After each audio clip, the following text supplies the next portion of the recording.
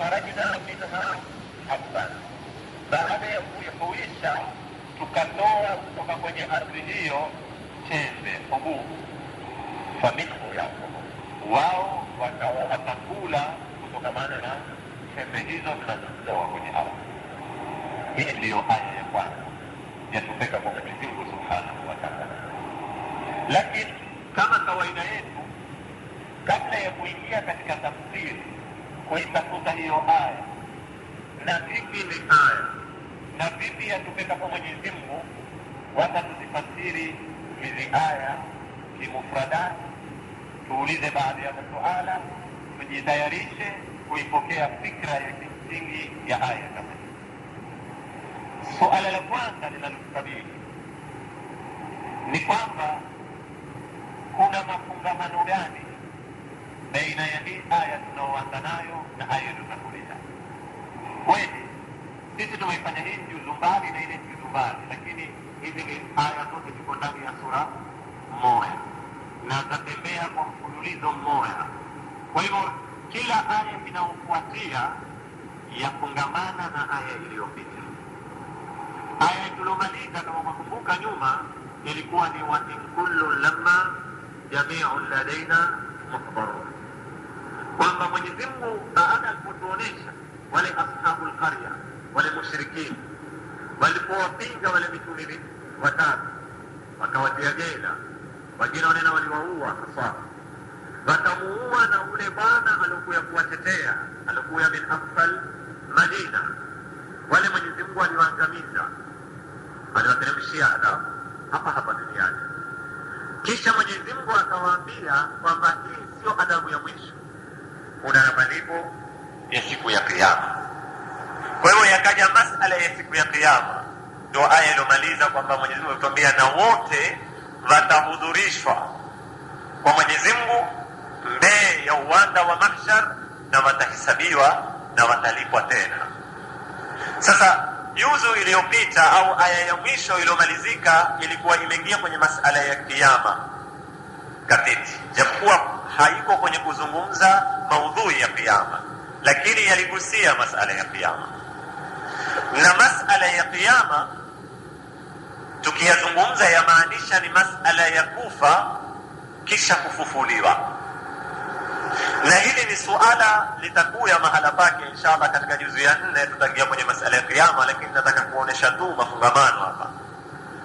Mwanadamu hususan wale makafiri, wale wasioamini Mungu, likia hili suala la Kiyama, kisoma history na mijadala iliyopitika baina ya mitume na wafuasi wao, ni jambo lilikiwastaajabisha sana.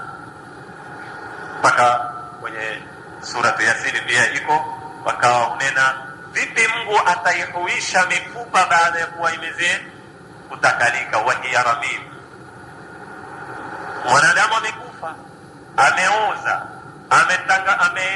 ametanduka, kila kiungo kimefunguka, amekuwa mtanga ule umekuwa kile. Vipi Mwenyezi Mungu ataweza tena kuzirudisha hizi? Kwa hivyo lilipokuwa suala la Kiyama, na mara nyingi suala la Kiyama huwa litukuzie matumboni mwake suala la vipi Mwenyezi Mungu atafufua, hii aya tunayoanza nayo ikawa ni moja katika dalili za kukuonesha masala ya kufa na kufufuliwa yanapopitika mbele ya macho yako kila siku katika maisha yako. Kila siku ukiwa utatamani katika maisha unayoyaishi mbele yako kufiwa kukifufuliwa, ndio ikawa ayatul lahumul ardhul maita. Iangalie ardhi, miti kutoka ikafa, ikarudi tena, ikakuwa ikafa, ikarudi ikakuwa tena. Pengine kuna miti katika mwaka hufa mara kadhaa na ikarudi ikamea tena. Sasa aya hii japokuwa itukuzie dalili za kuthibitisha Mwenyezi Mungu, lakini haikufungia macho kufungamanisha maudhui na mambo yaliyopita nyuma, kwamba nyuma mmeambiwa mtapekwa kwa Mwenyezi Mungu na mumsabiri, mkifa mtafufuliwa. Vipi tutafufuliwa? Angalia ardhi mbele yako, angalia mimea mbele yako. Ni mfano bora, kwa sababu mti ni kiumbe, hakina tofauti kubwa mno na wewe katika kuishi na katika kufa, japokuwa kuna tofauti nyingi maumbile, lakini katika masala ya uhai na mauti hazitofautiani na wewe, na yafa mbele yako, ikifufuliwa mbele yako. Sasa mafungamano ya kwanza ni haya, Mwenyezi Mungu akituambia wa ayatul lahumul ardhul maitatu ahyainaha. Dalili yao moja, aya moja ni hii ardhi yenye kufa ikahuishwa. Upande wa pili, hii aya ilipokuwa nyuma kwa zungumzwa masala ya mijadala ya mitume na nani na wafuasi wao, mzozano, mgongano, hususa wale mushrikina wanaoabudu masanamu. Na tatizo kubwa kama nilivyowakariria kwenye madarasa mingi, ukisoma tarikhi ya mitume walikuwa hawana zita za kukanushwa Mungu. Mara nyingi si kama leo, kila umma uliokipekewa mitume ilikuwa mara nyingi haukatai fikra ya Mungu, hauko kinyume na fikra hiyo. Ulikuwa tatizo lake kubwa ni masala ya upekeshaji au ni masala ya ushirika, kwamba wako na Mungu wengine. Nakuta Makureishi wa Maka walikiamini masanamu wakiamini na Mungu, ashabul qarya walikiamini masanamu wakiamini na nani na Mungu. Kwa hivyo mjadala mkubwa uliokuwa baina ya mitume na wafuasi wao ulikuwa ni mjadala wa tauhid. Sasa ilipokuwa huku nyuma kwa zungumzwa mambo haya ya mitume, ilikuwa ni bora kutiwe sasa masala ya kuthibitishwa tauhidi ya Mwenyezi Mungu Subhanahu wa Ta'ala. Mwenyezi Mungu akamwambia wa ayatul lahumul ardhul maitatu ahyainaha. Sasa tukaanza kuhesabiwa dalili ambazo insha Allah Ta'ala tutazisoma zinazothibitisha Mungu na kwamba yeye ndio pekee na ndio anayepekesha kila kitu. Hakuna mshirika, hakuna msaada, hakuna balozi, hakuna waziri. Mwenyezi Mungu ndio anaopekesha. Hii ni kuhusu suala la kuuliza mafungamano baina ya aya hii na aya zilizotangulia. Baada ya kulifahamu suala kama hili na majibu yake, tutaingia kuifasiri. Mwenyezi Mungu ameanza na aya wa ayatul lahu. Neno la aya katika lugha ya Kiarabu la maanisha dalili, tumiwa aya. Neno la aya katika lugha ya Kiarabu la maanisha huja ya kukata, si huja yoyote, huja ya kukata dalili. Yani kwa ibara nyingine, kuna dalili waweza kuzitoa zikawa ni dalili lakini hazikinaishi, hizo hazimkuliwi aya. Aya ni dalili ya kukinaisha. Kuna huja waweza kuzitoa lakini hazikati, hazimmalizi ule mwenye kupoa, hizo si aya. Aya ni hujjatun qati'a, kama wanapotuambia ni huja ambayo kwamba yamkatia, haimwatii nafasi tena ule anayepoa huja ya kujitetea, isipokuwa awe ni mkaidi, isipokuwa awe ni mtu ambaye kwamba hataki kuona chochote. Hii ndio aya. Na mimi napenda kutanabahisha pia, mara nyingi sisi katika mgawanyo wa Qur'ani, ni Qur'ani imegawanywa, kuna sura, kuna na aya. Kama tuliwavo imepigiwa mafungu, kuna sura, hii ni suratul Baqara, suratul Ali Imran, suratul kadha, suratul kadha. Kisha na katika kila sura kuna zikomo za mkuliwa nini? Aya. Aya ile tuamkwa upalesi hivi, zile ni istilahi za Kiislamu, kwa sababu Waarabu kabla ya kuya Qur'ani wao walikuwa chungo zao wana maina yao, walikuwa wana kasida. Sababu Waarabu hawakuiwa kitu isipokuwa mashairi, walikuwa wana kasida mzima wakiamkwa kasida. Mwenyezi Mungu hakutumia neno la kasida, akatumia neno la sura. Waarabu walikuwa wana baiti, na ubaiti hata si Waswahili tumia ubaiti mmoja. Mwenyezi Mungu hakutumia ubaiti, ametumia nini? Aya. Kwa hivyo hili neno la aya tukilitumia kuziamkua zigawanyo za Qur'ani, sio hizi zinaokusudiwa hapa wa ayatul lahumul ardhul maitah. Hapa neno aya limetumiwa kwa maana ya kilugha inaokusudia dalili na hoja yenye kukata ambayo haipingiki. Mwenyezi Mungu ambia wa aya ni dalili, nini? Haikutaja. Kwa sababu wewe unapotoa dalili au unapotoa hoja, kuna kitu wataka kukithibitisha. Ndio maana ya dalili. Huwezi kutoa dalili bila ya kuweko chenye kuthibitishwa, bila ya kuweko chenye kutaka kuungwa mkono. Sasa Mwenyezi Mungu ametuambia wa ayatul lahum, ni dalili kwao, ni dalili ya kuthibitisha nini? Kama nilivyowaambia, kinachotaka kuthibitishwa hapa, kama utakapokuja kuona mbele, ni masala ya tauhid. Aya ya kuthibitisha upweke wa Mungu, utendaji wa Mwenyezi Mungu, upekeshaji wa mambo wa Mwenyezi Mungu, ni hizo zitakao kufuatia. Wa ayatul lahum, ni dalili kwao. Nani ha? Lahum ni ya nani? Nyuma huku tukirudi tutapata Mwenyezi Mungu amenena ya hasratan ala al-ibadi ma ya'tihim min rasulin illa kanu bihi yastahzi'un. Masikitiko kwa waja, wale waja waliozungumzwa pale. Kiwa makumbuka darasa za nyuma tulinena kuna ikhtilafu nyingi ni nani wanaokusudiwa hapo. Wengine wamenena ni wale watu wa kitongoji wale, wadrib lahum mathalan ashab alqarya, ndio wale ibadi. Wengine katika mufassirina wamenena la, ibadi na kusudiwa pale ni watu wote, ni waja wote wa Mwenyezi Mungu Subhanahu wa Ta'ala. Kwa hivyo wa ayatul lahum yarudi pale kwenye ibadi, ni dalili ya wao hao watu wa kitongoji. Na ni uzuri zaidi ikiwa ni watu wa kitongoji, kwa sababu wapingao ndio wahitajio dalili, sio waungao. Mitumi na watu wema, wafuasi wao, wamwamini Mwenyezi Mungu Subhanahu wa Ta'ala, bali wamwamini Mwenyezi Mungu kabla ya ardhi na mbingu, bila ya kuhitajia ardhi na mbingu. Hawa ni watu wema.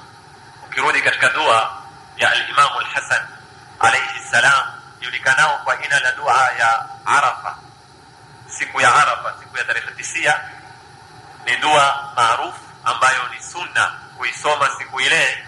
Ana maneno al-Imam al-Hasan ayazungumza makubwa sana, amkhutubu Mwenyezi Mungu Subhanahu wa Ta'ala, amwambia Mwenyezi Mungu, nastaajabu vipi sisi tutatumia ziumbe zako ili kukuyua wewe. Vipi filhali wewe uko wazi zaidi kuliko ziumbe zako. Yani nikitaka kuwafahamisha zaidi, ni kama tumuone mtu tukuzie tochi kulizengea yua. Watu wamekusanyika, watukuzie tochi mtana, tukiwauliza manani ulizengea yua kwa tochi, wataka kuthibitisha kwamba yua liko. Ndio sisi binadamu ambao kwamba tunataka kudai kumuyua Mungu kupitia ziumbe zake, kwa sababu Mwenyezi Mungu uko wazi zaidi kuliko ziumbe zake. Ndio al-Imam al-Hasan amwambia, ni lini ulistamana wewe, ni lini ulistamana mpaka ile ziumbe zako ndio zitakuonesha, bali wewe ndio wazingarisha ziumbe zako. Lakini haya ni makamu ambayo kwamba sio yote yaweza kusikilia. Kwa hivyo wa ayatul lahum, aya zitakazokutajwa hapa ni ardhi, ni jua, ni mwezi. Hizi ndio dalili, zote ni ziumbe za Mwenyezi Mungu, zatumika kwa wale wasomuiwa wa Mwenyezi Mungu, kwa wale watakao kutumia tochi kwenda kulionea nini jua. Lakini pia si mbaya, kwa sababu Mwenyezi Mungu pia ametutaka tuzitumie ndia hizi tufike kwake, na mifano ni mingi katika Qur'an. Wa ayatul lahum, hao ambao hawamkubali Mungu, hao ambao kwamba wamkataa Mungu na kumpinga, wakiwa hawakubali Mungu huko. Kwa hivyo waangalie athari, waziangalie aya zilizokombea mato yao, lakini mitumi hawahitaji na watu wema athari kama hizi. Wa ayatul lahumul ardhul maitatu ahyaynaha. Suala kama nilivyowaambia nyuma ni kwamba zitakazokuja zote ni aya, na hapa imeanza aya ya kwanza. Aya imezokuya hapa ni ardhi. Mwenyezi Mungu awaambia wa ayatul lahumul ardhul maitatu, hii ardhi ambayo kwamba imekufa. Na maana ya kufa ardhi si kufa kama anavyokufa binadamu. Kufa yani ni ardhi ambayo kwamba haisilihi, imekosa ziungo zote za kumea, ardhi yenye chaka isokuwa na kabilia yoyote ya kutoa mimea. Ile huambiwa ni ardhun maita, ni ardhi ambayo imekufa. Kwa hivyo Mwenyezi Mungu atuambia katika dalili ya kwanza tutafute ardhi, na ziko tele mbele yetu. Tayona ardhi imekufa, ni maita. Lakini hurudi ardhi ile ile, Mwenyezi Mungu akatwambia ahyainaha, tukarudi tukahuisha. Kuihuisha kwa kuimeza, tukaitoa mimea, tukatoa ziumbe zilo hai katika mahali ambapo kwamba pamekufa, hapamiliki ziungo za uhai. Ahyainaha, tukaihuisha ardhi kama ile. Baada ya kuihuisha kwa kuitoa mimea, wa akhrajna minha habban, tukatoa katika ardhi ile hubub. Hubub ni zakula, kwa sababu zitu zinazomea katika ardhi tunaweza kunena kimsingi ziko sampuli tatu. Kuna hubub, kuna fawaki, kuna na khadrawat. Hubub ni tembe, mtama, buru, mtee, ngano, hizi zote zaingia katika hubub. Mwenyezi Mungu hapa azungumza chawanyo hiki. Aya itakaokuya atazungumza masala ya fawaki, matunda. Atambia ahyainaha wa akhrajna minha habban, tukawatolea katika hiyo ardhi baada ya kuhuisha. Yona ardhi imekufa, watu wakenda wakalima, wao wakaona wao wamezao, lakini si wao. Itukue buru yeo, itupe, itie na mai.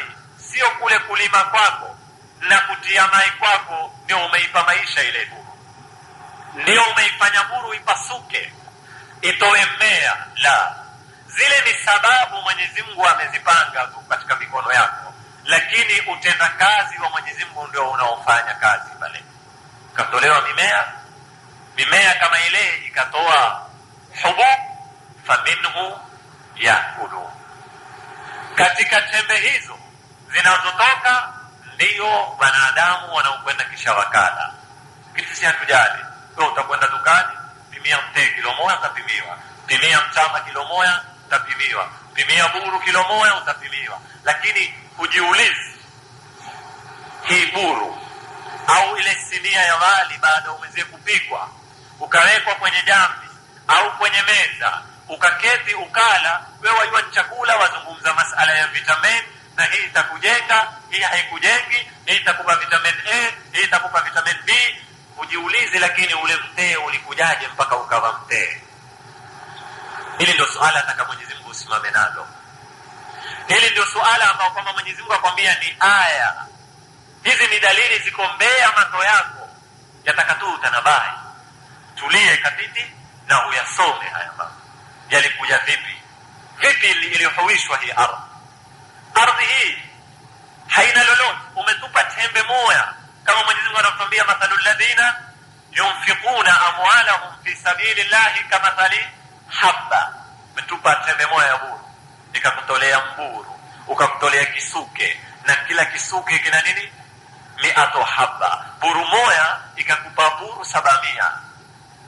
Buru moja ikakutolea wewe kikapu cha buru. Zintoka wapi? Si uganga ule, wala si kisirimato. Si masala ya kisirimato ama ya uganga umepewa kikapu tia shilingi kisha unaonekana zimekuwa 10. La, ni masala yana kazi, ni masala kuna nguvu zimeingia kati. Umejiuliza yalikuwaje? Ndio Mwenyezi Mungu ataka ujiulize. Akwambia wa ayatul lahumul ardhul maita ahyainaha, tuliyohuisha ardhi imekufa, wa akhrajna minha habban, kisha mukarudi faminhu yakulu. Katika lugha ya Kiarabu, mimi wasipendi sana kuongea kwenye vitu kama hizi, tunataka tubaki na fikra, tusibabaishwe na vitu za kielimu, lakini kuna na wanafunzi pengine wataweza kufaidika. Katika lugha ya Kiarabu kutanguliza neno la minhu, kwa sababu kiasili ilikuwa neno ya yakuluna minhu, lakini ilipotangulizwa minhu yakulun hii yamaanisha hasri kama wanavyonena, yamaanisha hula hiko tu, hawali kingine. Faminhu, hizo tembe peke ndio wanazokula. Ndipo pale unenapo iyaka naabudu, kamwambia wewe peke yako Mwenyezi Mungu twakuabudu. Ile peke yako umeipata wapi? Ni ile kulitanguliza neno la iyaka, na asili ilikuwa ni naabudu iyaka. Sasa hapa huya suala kwamba kwani watu hula tembe tu? Kwani watu hula buru tu na mitama na mipee? Watu hula vitu zingi, watu hula matunda, watu hula zingine hata zisomea huliwa, asali pengine na zinginezo. Kwa nini Mwenyezi Mungu ametumia neno faminhu yaakulun? Wanazuoni wa tafsiri wanena kweli mwanadamu hula vitu zingi, miongoni mwao ni hizi hububu, lakini tukirudi kukichambua chakula cha mwanadamu utapata kwamba chakula cha kimsingi hususa kinachomjenga mwanadamu kimwili, kisiha, ni hizi hububu. Sawasawa iwe azila moya kwa moya au ala chakula kimezitokana na hizi hububu. Yo ukiangalia chapati ya kwenye Uswahili, mchapati ni mahamdi, ni bofulo, ni pilau, utazikuta zakula za kimsingi zote zatoka kwenye nini? Zatoka kwenye hububu. Ni mpee, ni mtama, ni buru, ni ngano. Kwa hivyo zilipokuwa hizi ndio zakula za kimsingi, ilikuwa kumaanisha kwamba mwanadamu kama kwamba hali kitu kingine hula hizi tu, na aweza kukosa zingine zozote, lakini hizi hawezi kuzikosa kwa sababu ndio msingi wa chakula chake katika maisha yake. Wa ayatul lahumul ardh almaytatu ahyaynaha wa akhrajna minha habban faminhu yaakulu. Nazipita tu, sitarudi kuzifasiri kwa undani zaidi. Kisha Mwenyezi Mungu akaendelea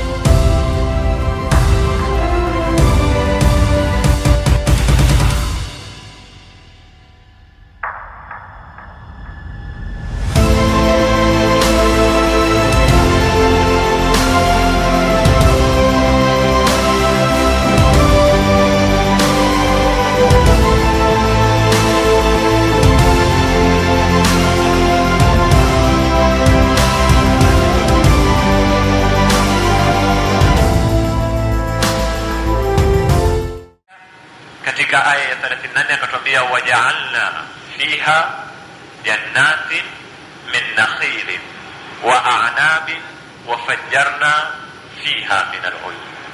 Aya ya pili atwambia baada ya kuihuisha hiyo ardhi iliyokufa tukatoa tembe. Sasa nikizungumza tembe tuelewana nini? Hububu hizi za kula za mitama na buru. Mwenyezi Mungu atwambia istoshi, tukarudi tukafanya mabustani. Janna ni kila bustani lenye miti ya kufinika, kwa sababu neno la janna asili yake limetokana na satara. Hata ule jini ameanguliwa jini Kiarabu ni kwamba yastatiru an uyuni nas, haonekani na macho ya watu, ni kiumbe kisichoonekana, ndio kamkuliwa ni jini Kiarabu. Na ndio pale falamma janna alayhi al-layl, sio ulipofinika usiku, ulipostiri usiku kwa kiza chake. Kwa hivyo neno la janna lina maana ya kufinika, lina maana ya kustiri. Na hili bustani limeanguliwa janna, si kila shamba hukuliwa janna jamani. Sio una shamba lako kuenezea manyasi ukanena na janna. La, janna ni bustani lenye miti mirefu imezoshikana ikatiririsha matandu ikaita kivuli. ikafinika. Ile ndio yamkuliwa nini? Janna. Mwenyezi Mungu atuambia baada ya kuihuisha ardhi tukatoa mimea ya tembe, stoshe, kwa sababu miburu na mitama haieti kivuli wala haieti upambe, tukitaka kunena namna hiyo kiasi fulani, wala haipambi wala haieti sura mzuri, wala haimwetei mwanadamu kivuli ambacho kwamba ni muhimu katika maisha yake. Kwa hiyo wataalamu wa mazingira hukwambia pengine ulazimisha ukakatazwa kukata miti kwa sababu ya kuhifadhi mazingira, kuhifadhi kivuli, kuhifadhi mai, kuhifadhi mivua. Zote hizi zina alaka na nini? Na hizo jannati. Sasa Mwenyezi Mungu Subhanahu wa Ta'ala baada ya kutuambia ameihuisha ardhi kwa kutoa puru na mitama, stoshe akatuambia waja'alna fiha jannati. Na jannati simi tusende kuzengea mibuyu, si lazima iwe mibuyu, kwa sababu neema kila zikitanganya ni uzuri. Nenda kuzengea mtimai, siyui, mikuneni, ambao ni miti pengine itaita kivuli na kuhifadhi mazingira basi, lakini haina natija zaidi ya hapo kwa mwanadamu. Mwenyezi Mungu atuambia amekupa mabustani na ambayo ina miti kwanza yaita kivuli, ina miti ya hifadhi mazingira, kisha wakati huo huo ni chakula kwako wewe. Waja'alna fiha jannatin min nakhili wa a'nabi, tambia mitende.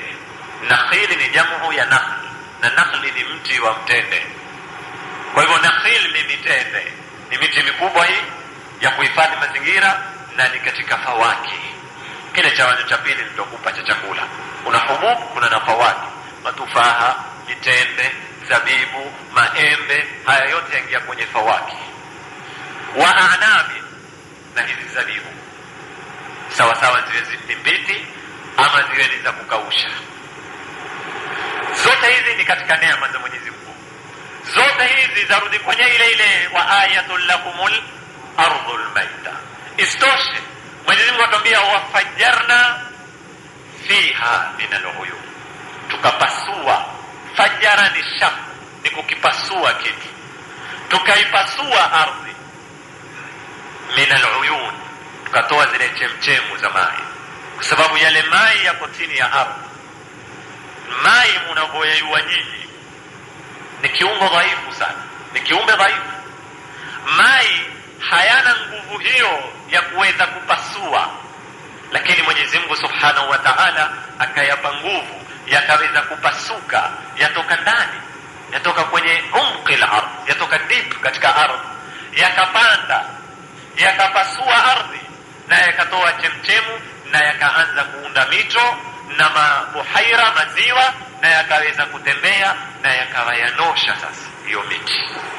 Hizi zote ni aya ziko mbele ya macho yako, waishi nazo.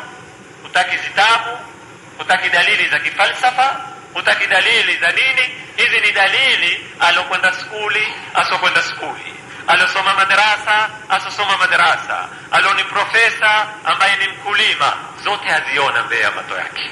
Hizi ni dalili muhimu. Ndio kuna ule mneno maarufu wa ule mbedui alopambana na jamaa, akamuuliza wewe waamini Mungu? Bwana amuuliza mbedui, mtungaji kwa majangwani, hayo yalifube, hayo yabisidi, amwambia wewe wamjua Mungu? Akamwambia na muamini Mungu. Akamwambia na muamini. Ni dalili gani unaoitumia kumwamini Mungu? Ule akatunga yale maneno yake yalikuwa ni ya kibedui, lakini ni maneno makubwa sana. Akamwambia al-bahratu tadullu ala al-ba'ir wa atharu al-aqdami tadullu ala al-masir, fahal sama'un dhatu abraj wa ardun dhatu fijaj ama yadullani ala as-sami' al-basir. Amwambia mimi kama mbedui nikiona tembea kwenye majangwa, nikiona choo cha hayawani, nitajua kwamba kuna ngamia walipita, kwa sababu hakiwezi kuzaliwa, tuna ardhi. Ukiona wewe mduru wa choo, utahakikisha tu hapo ukipita barabarani kuona kwamba kuna punda wamepita. Wa atharu al-aqdam, nikiwa natembea kwenye majangwa nikaona nyayo za maguu, nitajua kwamba kulikuwa kuna watu wamefanya nini, wamepita. Kwa hivyo mbingu zenye nyota na ardhi zenye mipasuko ya mito na barabara hazitoshi kuwa ni dalili ya kuwepo Mungu? Maneno mafupi yamezungumzwa na mtu ambaye kwamba hana elimu, lakini yametoka kwenye ile fitra nadhifa, yametoka kwenye ile fitra ya Mwenyezi Mungu iliyo safi. Kwa hivyo hizi ni dalili ambazo ziko wazi, Mwenyezi Mungu Subhanahu wa Ta'ala atupa katika aya kama hizi. Waja'alna fiha jannatin min nakhilin wa a'nabin wa fajjarna fiha min al-uyun. Mwenyezi Mungu atuambia tukajaalia katika hiyo ardhi ile tutakayojiulize ambayo yatatufaidisha. Kabla sijaenda kwenye aya tutakayofuatia, ikiwa wakati utanikundukia, suala la kwanza, neno nakhil katika lugha ya Kiarabu kama nilivyowaambia ni jamu ya nakhli. Nakhli ni moja, nakhil ni mingi, na la maanisha mtende, sio tende. Mtende kwa ibara nyingine ni ule mti wenyewe kwa mkuliwa ni nini? Ni nakhil. Tende hazimkuliwi nakhil, tende zenyewe hukuliwa nini? Ni tam, sio ikiwa zimekaushwa. Zikiwa ni kavu ni rutab, zikiwa ni mbichi ni rutab. Anabi ni zabibu zenyewe, si mti wa nini? Wa zabibu. Ni jamu ya inab. Zabibu ni moja, inab nyingi ni anab. Sasa hapa huya suala, kwa nini Mwenyezi Mungu kwenye mitende ametumia ina la miti, lakini kwenye zabibu ametumia ina la nini? La matunda yenyewe. Kanena waja'alna fiha jannatin min nakhil, miti ya mitende, wa a'nabin, na zabibu zenyewe. Kwa nini zote mbili asizitae kwa miti? Kanena ni karam, sababu mzabibu waitwa ni shajaratul karam. Au yote mbili akataya kwa matunda? Hili ni suala. Suala la pili, matunda ni mingi kama nilivyowaambia, kuna maembe, kuna mikudhumani, ni mingi. Kwa nini zikahusishwa tende na zabibu peke yake katika kutayo matunda? Suala la tatu, kwa nini kumetumiwa sigha ya wingi ya jamu? Kwa nini kukataywa mitende na kwenye zabibu zikataywa kwa wingi? Haya ni masala wameyatupa mufassirina na yaweza kutusaidia kiasi fulani katika kufasiri. Suala la kwanza kuhusu kwa nini, nitatanguliza, sitoyajibu kwa mpango nilivyoyauliza. Kwa nini tende peke yake na zabibu, si matunda mengine? Wanazuoni wamejibu majibu tofauti mbalimbali. Wengine wamenena ni kwamba hizi ni tamu zaidi kushinda matunda mengine. Wengine wamenena ni kwamba haya ni matunda, ni chakula. Tende na zabibu ina sifa ya matunda kulingana na ziungo zilioko ndani, ina sifa ya chakula, ni matunda, ni chakula. Wengine wamenena kwamba haya ni matunda peke yake yenye sifa ya kubaki. Waweza kuiweka tende mwaka na haibadiliki, na haitaki kutiwa firijini, wala haitaki kutiwa kwenye mikebe itiwe madawa ya kuhifadhi, wala kufanyiwa mbinu zozote, kinyume na matunda mengine. Ukitaka kuyahifadhi ni lazima uyatumilie khila, ni lazima uyatie ziungo za kuongeza, na wakati ukiyatia ziungo za kuziongeza tayari huwa umeyatia madhara, tayari huwa umeyapunguza nguvu zake. Lakini tende na zabibu zaweza kubaki, ikiwa ni kwenye mfuko wa nailoni, ikiwa ni kwenye kiboksi, na zikadumu na bila ya kuathirika katika utendakazi wake. Haya ni maneno ya maneno, lakini ukweli wa mambo, kwanza hizi tafsiri hazigongani. Pili, tende, ndugu zangu Waislamu, na zabibu ni kama masala niliyoyazungumza safari moja katika kuifasiri tini na zaituni. Ni matunda ambayo kwamba ni muhimu sana na utafiti umethibitisha mambo kama haya, hususan ukirudi ukimwangalia nana Maryam. Nataka twende siki utabibu wala siki maneno ya wataalamu, twende kwa mantiki ya Qur'ani. Umwangalie Maryam alayha salam, wakati alipozaa, amezaa pweke. Sisi tuelewa sote nini maana ya mwanamke kuzaa.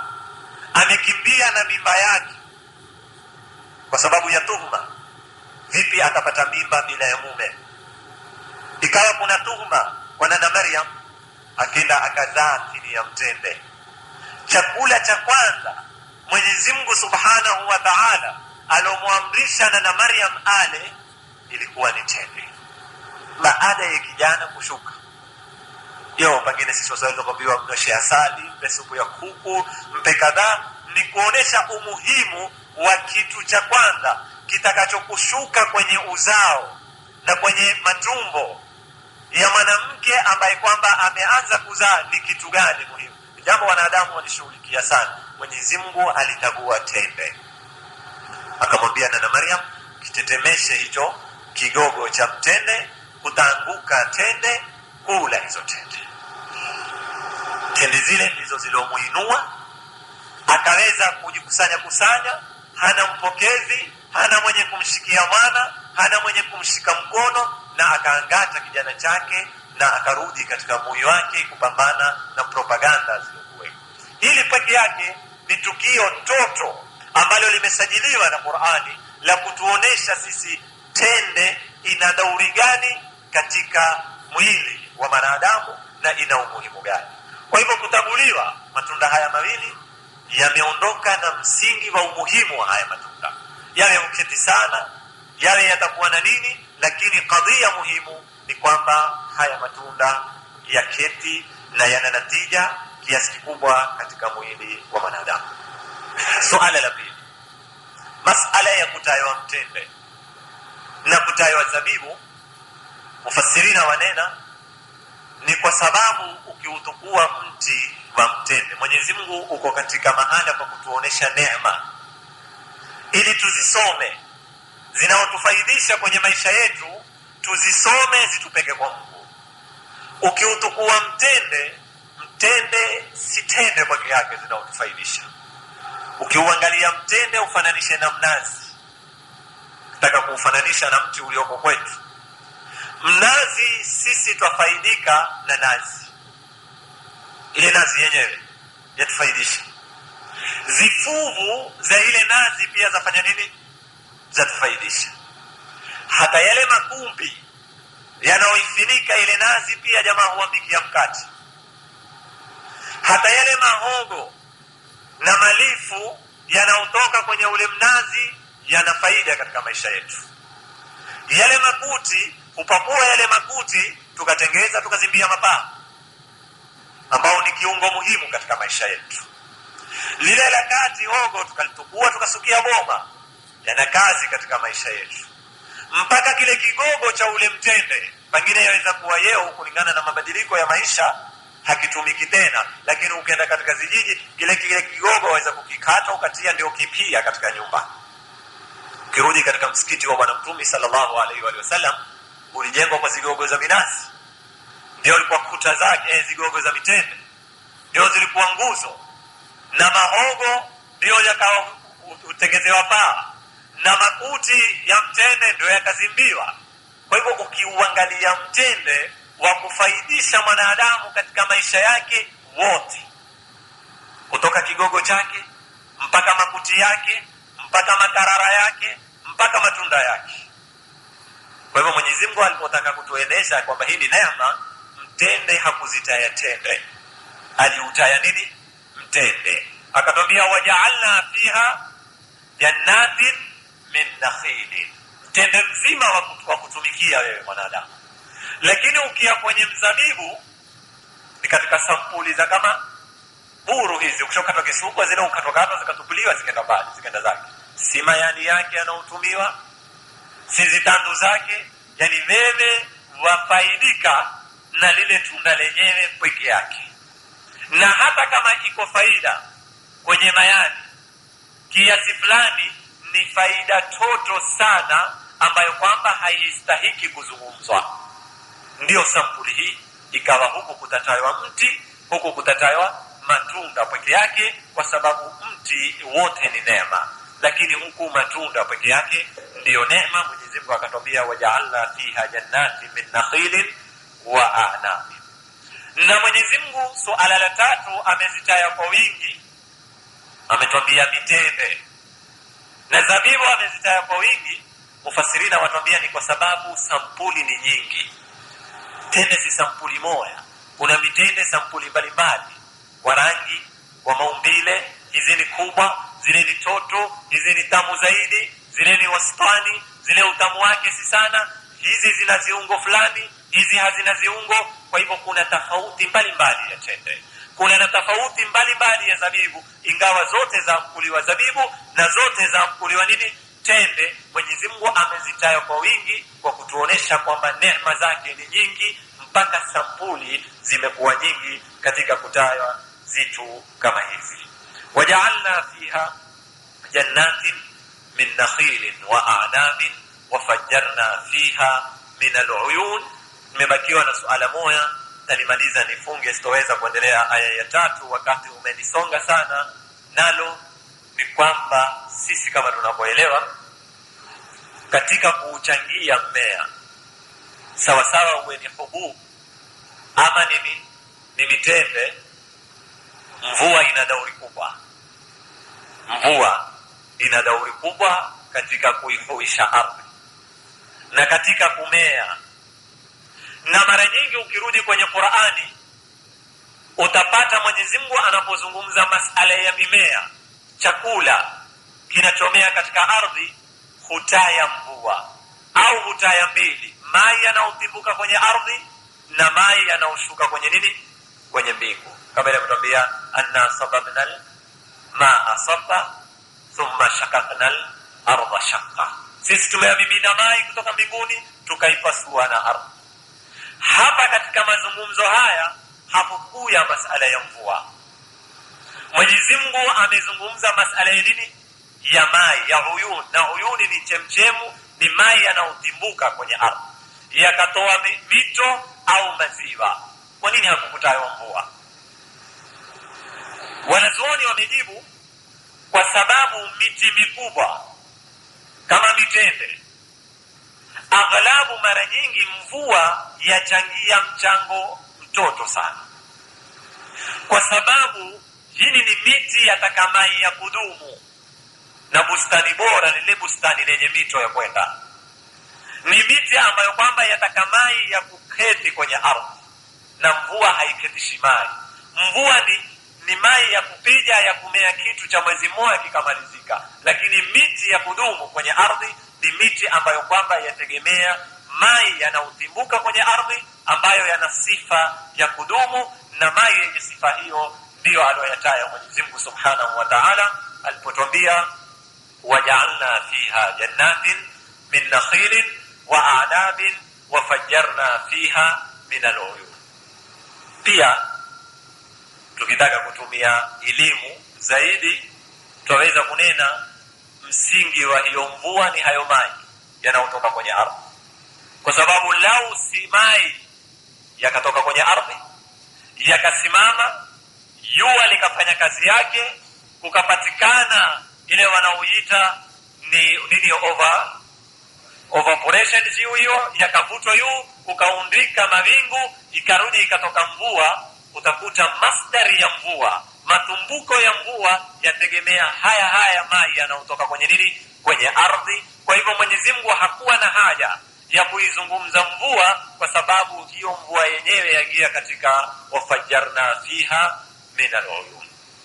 Ilikuwa nia yangu niendelee na aya ya 3 tumalize huu mfululizo, kisha turudi tuyajadili haya vipi yatupeka kwa Mwenyezi Mungu. Wakati umenisonga, insha Allah taala wiki itakayokuja tutaingia kwenye aya ya kufuatia, kisha turudi tena tuzimalize hizi aya kutafuta yale aliyotwambia Mwenyezi Mungu Subhanahu wa Ta'ala. Walhamdulillahi Rabbil Alamin. Wassalamu alaykum wa rahmatullahi ta'ala wa barakatuh.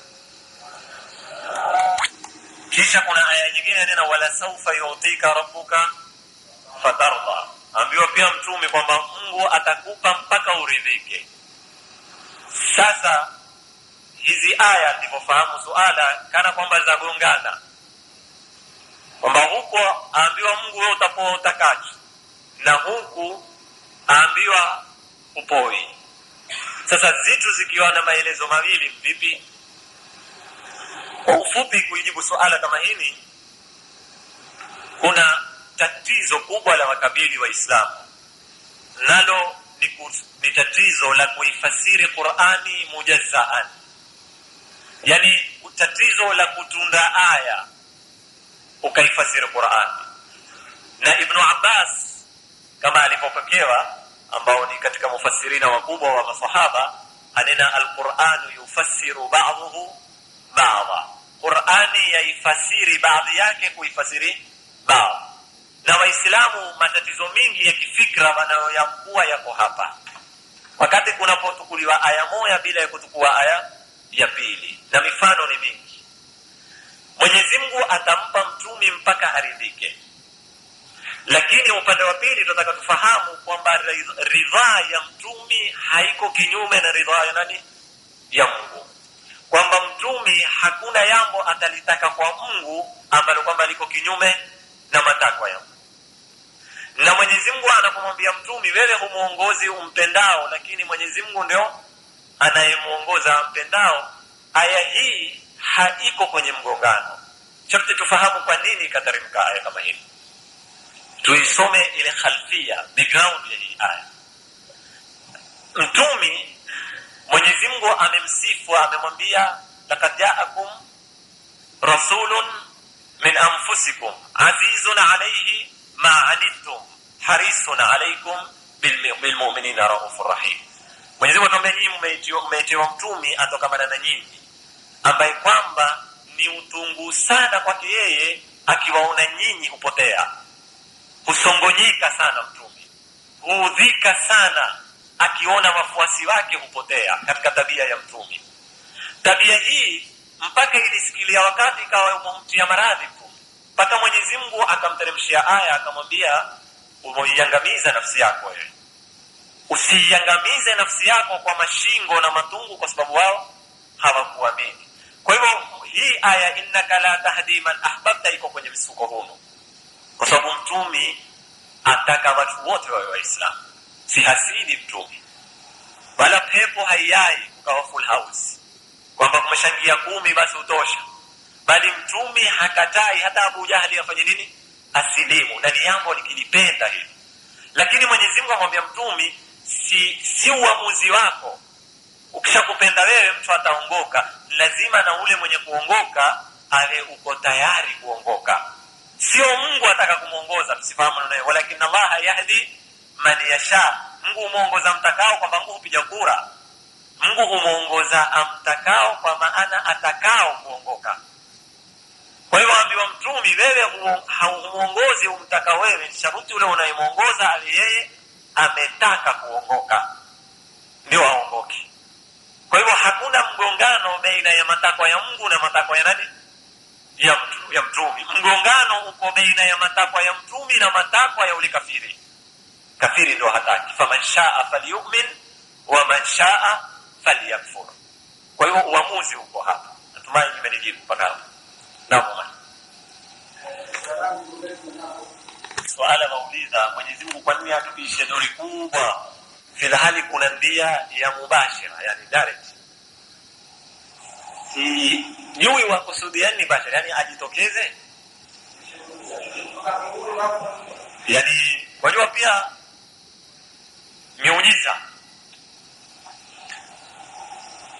miujiza si ndia za kikawaida. Miujiza si ndia za kikawaida za kukuthibitishia kitu, kwa sababu miujiza ni mambo ya zituko. Ndio maana ya nini ya miujiza.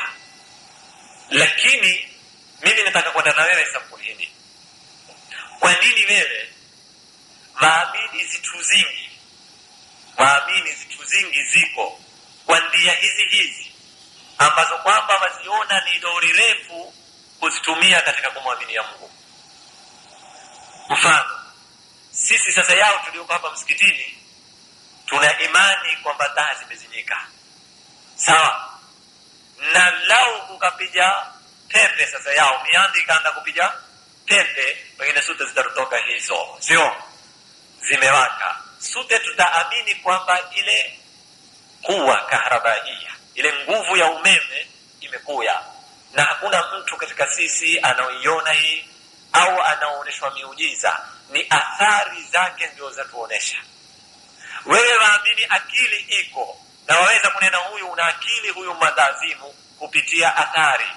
Ukimwona mtu afanya mambo ya vipimo utaona akili, ukimwona mtu upita kivua nguo barabarani utanena huyu nani, madazimu. Na akili huyaiona wala huyui iko yeye, na waamini iko. Na mambo mingi roho tunayoyaamini sisi kama wanadamu yako kwa kupitia hii dalili anayotumia Mwenyezi Mungu, na hii ndio ile dalili aliyotumia ule mbadui.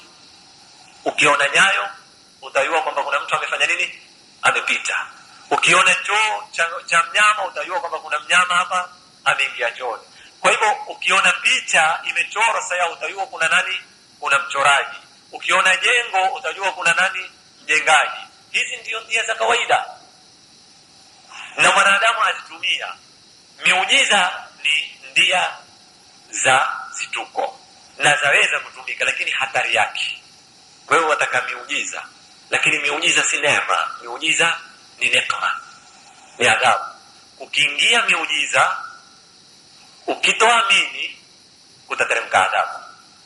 Hii ndio sunna ya Mwenyezi Mungu, kwa sababu miujiza ya kuwekea kitu nini, vazi, na utatamali kila umma ulioitisha miujiza ukaitwa miujiza, ukaanza tafsiri nyingine, pengine ni mganga huyo, pengine ni kadhaa, walifuatiliwa na nini, na adhabu. Hii ndio hatari ya miujiza. Naam, kauliza huyu kwamba darasa imezungumza kwamba Maryam alipozaa alikuwa aliambiwa atetemeshe mtende ili akala zile tende.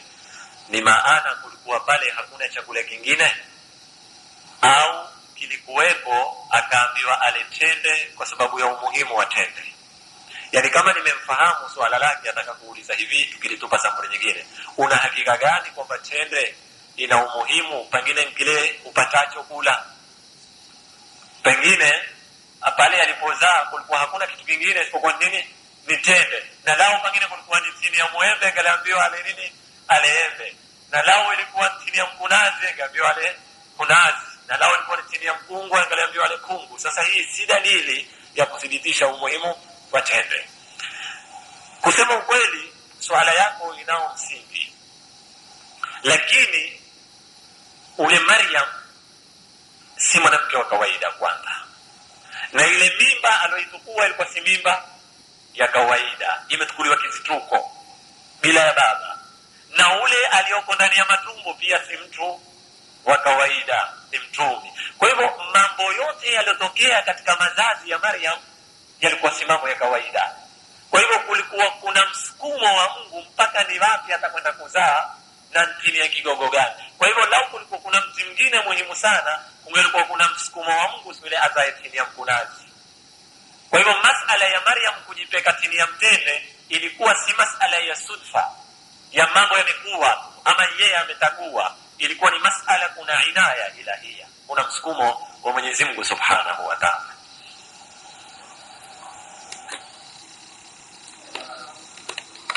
Kuna hoja yoyote ya kuthibitisha Amina mamake mtume ni kafiri ama Abdullah ni babake? Mimi nafikiri suala hili nimewahi kulizungumza katika darasa za Ramadhani, na suala haliko kwa Amina kimsingi. Suala ni ikhtilafu za wanazuoni vingi mpaka kuhusu mtume kabla ya kwenda kwa Amina na Abdullah. Yani mathalan sasa utakuta kuna mjadala kwamba mtume alikuwa ni maasum au si maasum.